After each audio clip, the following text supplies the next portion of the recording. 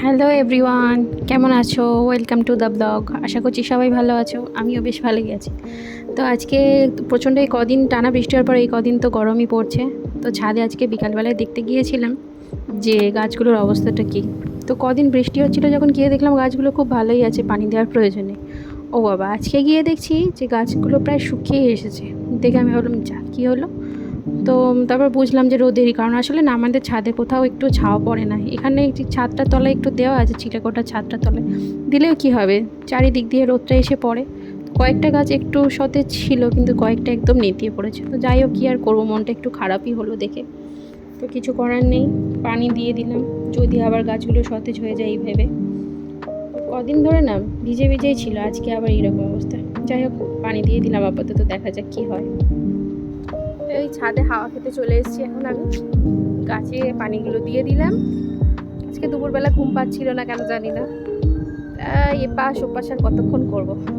ভাবলাম যাই ছাদে একটু হাওয়া খেয়ে আসি, গাছে পানি দিয়ে আসি। গাছে পানি তো দিয়ে দিলাম, কিন্তু গাছগুলো দেখে একটু মনটা খারাপ হয়ে গেল। কি আর করা যাবে, এখনকার মতো এই পর্যন্ত, টাটা। তো তারপর ছাদে কিছুক্ষণ ঘোরাঘুরি করলাম, তারপরে সন্ধে নেমে এলো, নিচে নেমে এলাম।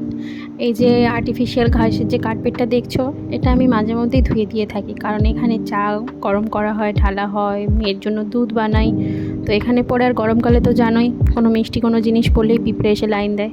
তো সেই কারণে না অনেক দিন ধোয়া হয়নি কার্পেটটা, তো আজকে ধুয়ে দিয়েছিলাম, ছাদে দিয়েছিলাম ওটাও তুলে নিয়ে আসলাম আসার সময় ছাদ থেকে।